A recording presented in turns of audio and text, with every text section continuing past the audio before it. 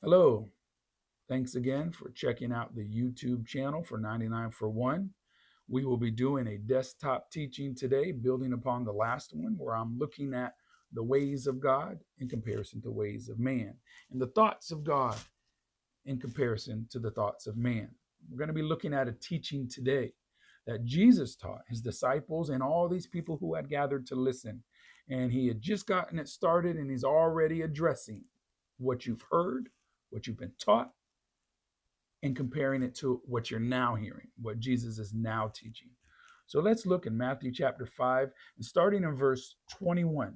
It says, "You have heard that our ancestors were told, 'You must not murder. If you commit murder, you are subject to the judgment.' But I say, if you are even angry with someone, you are subject to judgment. If you call someone an idiot, you are in danger of being brought before the court. And if you curse someone, you are in danger of the fires of hell." And here we have it, from what we've heard to what he says. And as always, we got to convert, we got to change to the things that God says. Jesus was saying, of course, we're not supposed to go around and murder.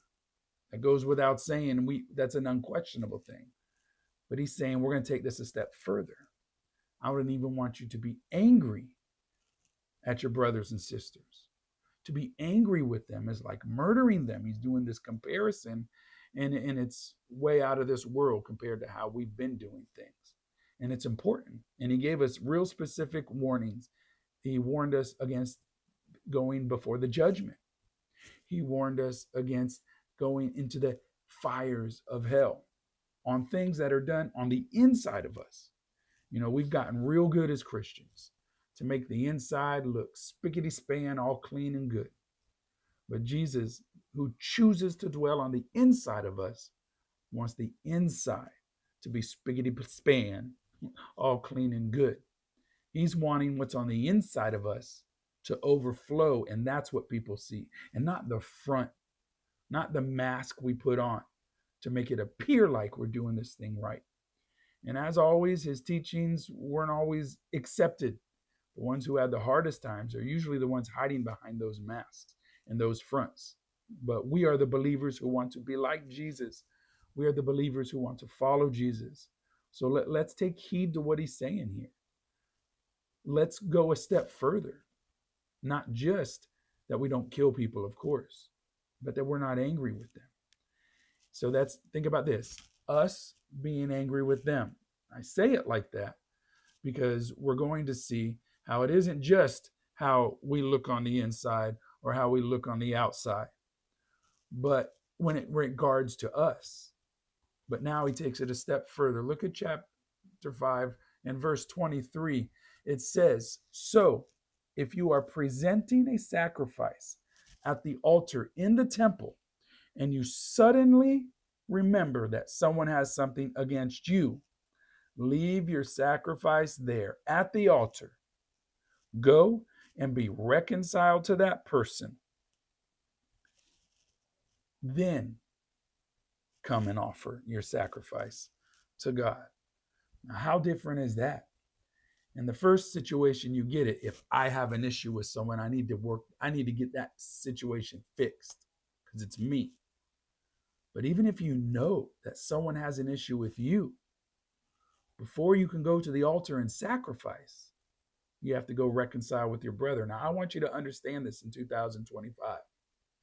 We don't sacrifice animals at the altar anymore. What we do is we worship and we praise. And so put that into perspective. Jesus is saying, before you come and praise and worship, first be reconciled to your brother. And see, here we are once again taking it to another level, because everyone knows the important things about being a Christian are worshiping, reading your word, and praying. But Jesus is saying, before you do the things you think are important, I've got a better way and a higher way. I want you to make sure you are right with your brother, right with your sister. And that takes a humility. Sometimes you got to apologize or at least work out the misunderstanding. and possibly miscommunications. But the idea here is to do this the way Jesus instructs us, and to not even be angry with our brothers, not even be angry with our sisters. Work it out. Be humble. Consider others better than ourselves. Give people preference. The things that usually make us angry is when we don't get our way. Primarily, it's not the way we would want it done or how it goes. A situation I encounter a lot where I can feel anger rise up in me is when there isn't a turn lane to go right, but there's two lanes that they can go straight in, but they choose to go in the lane that they can go straight in while I'm trying to turn right and I can't get around. The anger rises up because they're not doing it the way I want them to do it. And those are things that are ugly in the sight of God. First of all, the fact that I'm getting angry, but especially second of all, which would make it even more importantly, the fact that I'm getting angry just because it's not going my way, or their preferential treatment for themselves is bothering me because they're not preferring me. And that's just nasty. That's ugly to God. And there's a saying that says God don't like ugly. So let's make sure we do this thing the way he wants us to. And we'll be in a much better place personally. Not only how it affects our relationship with God, but something we'll be looking at another time in one of these desktop teachings, that Jesus attached loving him to loving other people. And so we've got to work out these issues with our brothers and sisters.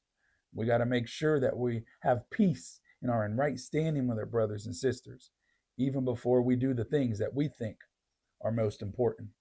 Now, I know we strive to do things the way God wants us to. And so we change the way we think, we change the way we act. But this is something that is a little more than just changing the way you act on the outside.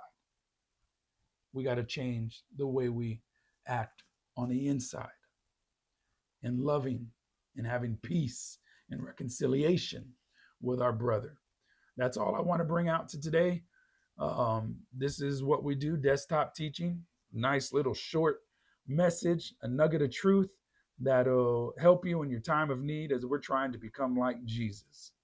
God bless you from 99 for 1.